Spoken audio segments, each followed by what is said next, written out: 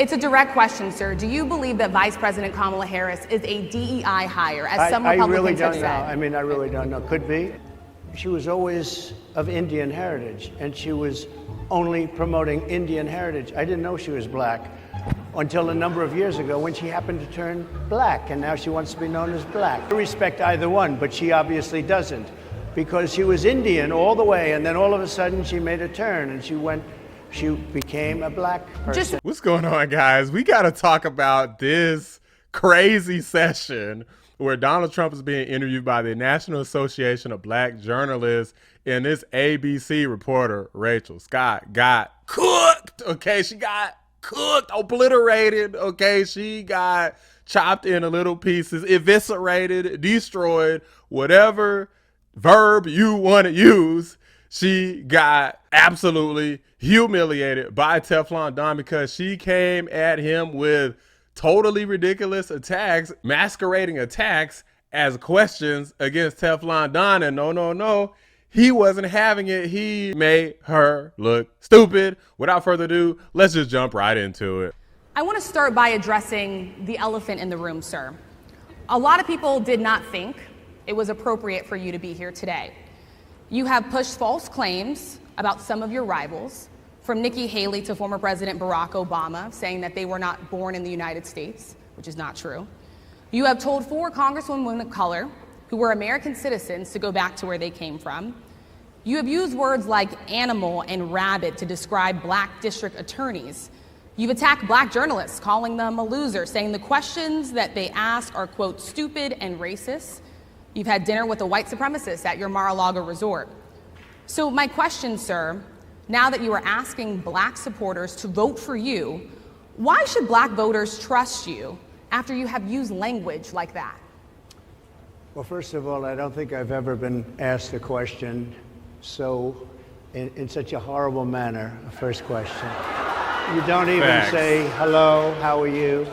Are you with ABC? Because I think they're a fake news network, a terrible network. Yep, she's from ABC. And I think it's disgraceful that I came here in good spirit. I love the black population of this country. I've done so much for the black population of this country, including employment, including opportunity zones with Senator Tim Scott of South Carolina, which is one of the greatest programs ever for black workers and black entrepreneurs. I've done so much, and and I say this, historically black colleges and universities were out of money. They were stone cold broke, and I saved them, and I gave them long-term financing, and nobody else was doing it. I think it's a very rude introduction. I don't know exactly why you would do something like that. And let me go a step further. I was invited here, and I was told my opponent, whether it was Biden or Kamala, I was told my opponent was going to be here.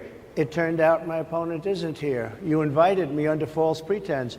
And then you said, you can't do it with Zoom. Well, where's Zoom? She's going to do it with Zoom, and she's not coming. And then you were half an hour late. Just so we understand, I have too much respect for you to be late.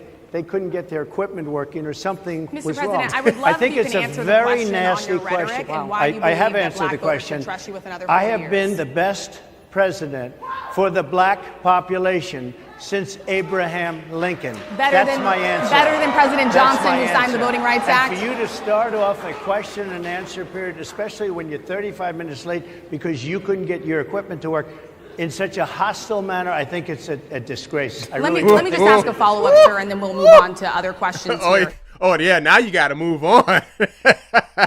Donald Trump cooked her. Like, who the hell, I've actually went back and watched. A lot of people criticize Donald Trump for, these weird moments that he's had that, let's just say, weren't his best moments. This dude has been on TV for, literally, a decade. For longer than that. I don't even know how long at this point.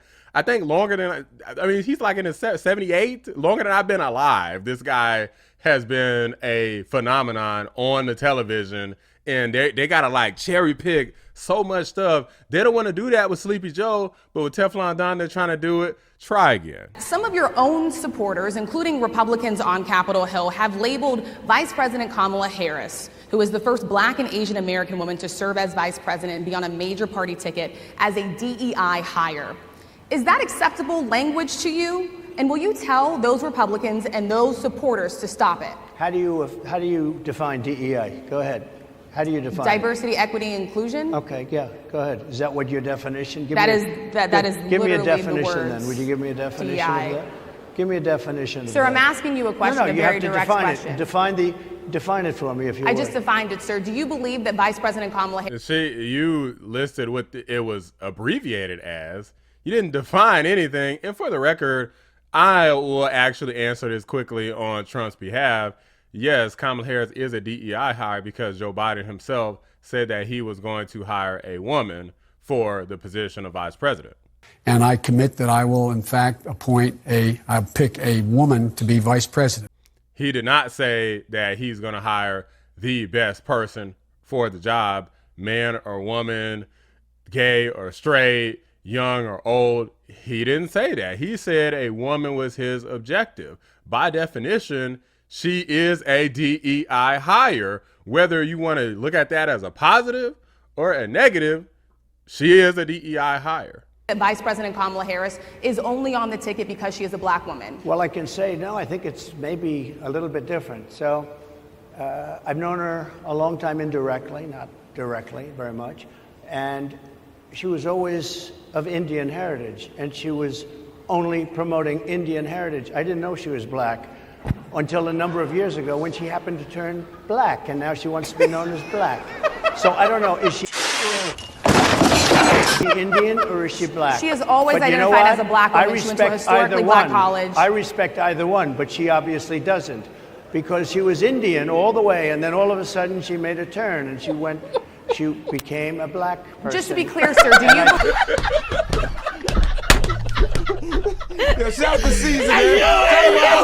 I think somebody should look into that too when you continue in a very hostile, nasty tone. It's a direct question. This man said, she suddenly became a Black person. This is facts.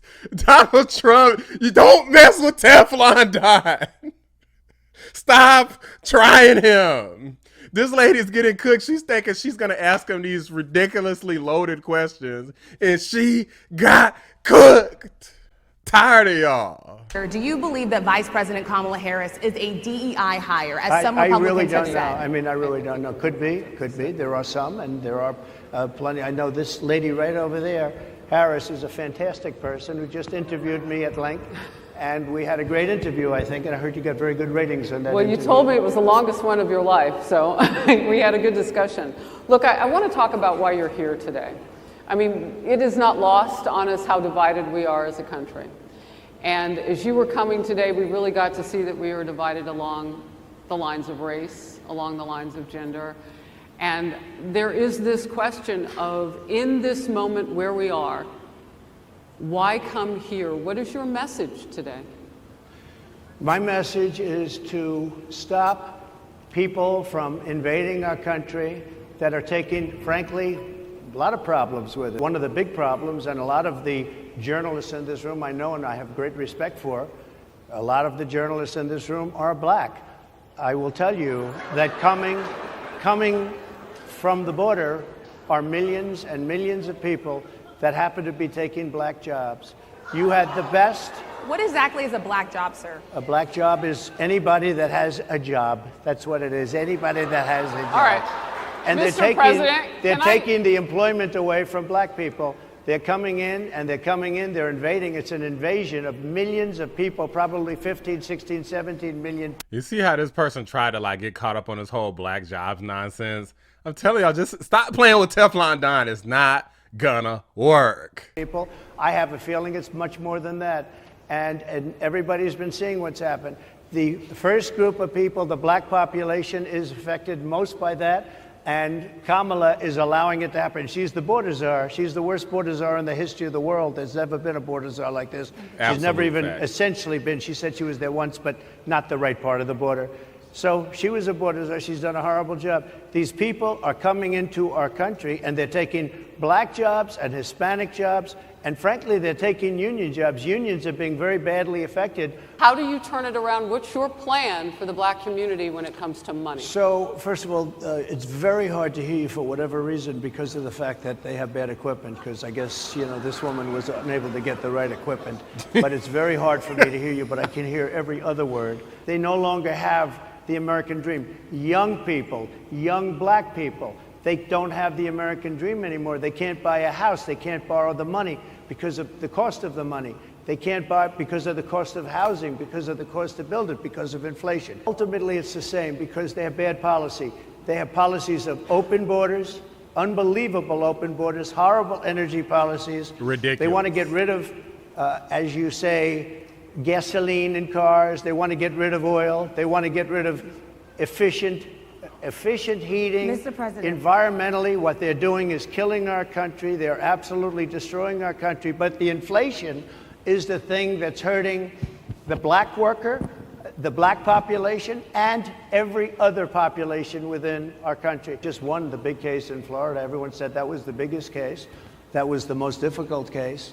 And I just won it. Now, Biden has a similar case, except much worse. I was protected under the Presidential Records Act. Biden wasn't, because he wasn't president at the time. And he had 50 years worth of documents.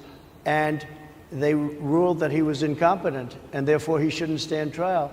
And I said, isn't that something? He's incompetent, and he can't stand trial, and yet he can be president. Isn't that nice? Mr. President, but they released him on the basis that he was incompetent. They said he had no memory, and he was a nice old guy, but he had no memory, and therefore we're not going to prosecute him. I won the case, and it got very little publicity. I didn't notice ABC doing any publicity on it, George. We cover you extensively, sir. I'd love to move over on to different topics. I didn't notice you do any publicity on it at all. I won the case, the biggest case. This is an attack on a political opponent. I have another one where Sir, I have a hostile judge. We have you for a limited time, sir. I'd love to move on to different topics. No, excuse you. You're the one that held me up for 35 minutes, just so you understand. If we can move on now to the state of... I'm going to get my J.D. Vance question in. To your point and to Rachel's point, he, has a lot of opinions about childless women like myself or divorced people like yourself. Do you think, my point at is least here. it was said in a friendly manner. My point is, you're an active man. We see you golfing all the time. But if you win, you'll still be president at 82, which is older than Biden is right now.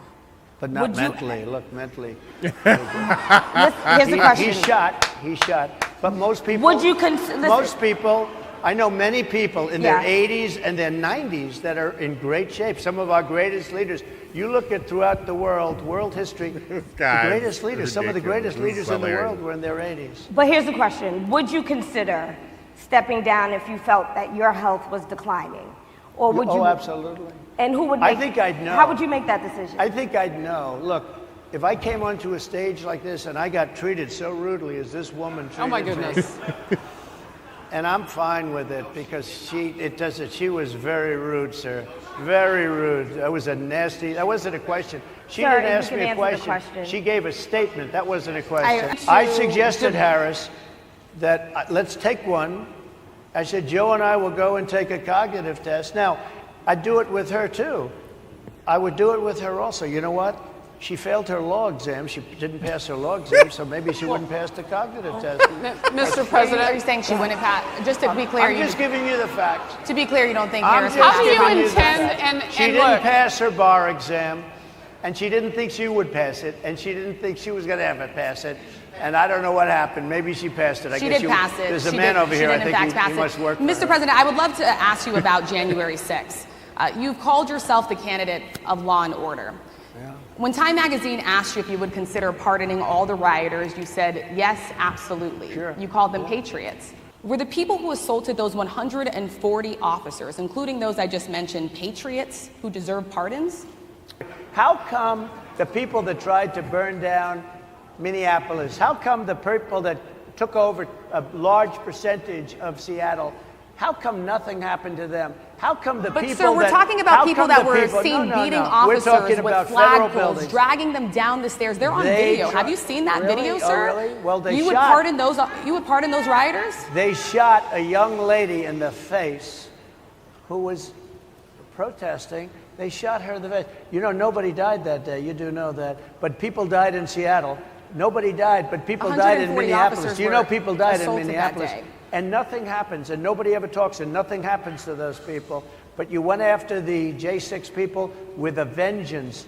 And I'll tell you what about the cops that were, and I'm all for the police, as you know, but what about the police that are ushering everybody into the Capitol? Go in, go in, go in. What about that? Look, nothing is perfect in life, but you have people from Minneapolis, you have people just from 5 days ago in Washington, D.C. They were having fistfights and fighting with the police. They were spraying and destroying. They were desecrating our monuments in Washington, D.C. 5 days ago, and nothing happened to them. And you can't have two systems of justice. Guys, let this be a valuable lesson. Don't mess with Teflon Don, okay? The fake news keeps coming at him. They can't handle him face to face. Like, they keep wanting to have like these echo chambers where they can just relentlessly attack and have this little circle jerk of attacks against Trump. But when you actually get this man face to face and actually put him in a debate style situation where you're gonna fact check him, then he makes you look foolish each and every single time. Is hilarious because that's their objective. If they weren't so fixated on the blind attacks and the Trump derangement, they wouldn't have these types of problems. They wouldn't make a fool of themselves each and every single time. But he calls them fake news for a reason, because all of this pretending to ask a question that's really just an attack, literally like a Trojan horse. You're trying to pretend like you're just asking a fair question. These are things you said before, providing a bunch of totally out of context quotes that he has allegedly said. Again, I've been following this man for a long time. I've done countless, just hours and hours of research on each and every single thing that is considered some sort of controversy, some sort of racist incident, some sort of allegation against Trump. All of it's a bunch of bogus BS, especially as it relates to anything related to like this election or his opinions on people of color, black people. All of this stuff is just made up. Trump likes to roast. He's a comedian. So yes, he does say things, but it's never been any type of actual malicious intent like these people would try to have you believe, because they're a bunch of propagandist fools. November 5th is coming up. Doomsday is near. The dark hour shall be upon us. And it's going to be the rise of a dictator. Okay, so I hope you guys are ready. I know I am. Drop a like on the video. Subscribe to the channel if you're new. I appreciate y'all watching the Black Anomaly Rising channel. I'm out. Time, sir. I'd love to move on to different topics. Excuse you. You're the one that held me up for 35 minutes, just so you understand. I respect either one, but she obviously doesn't, because she was Indian all the way, and then all of a sudden she made a turn and she became a black person.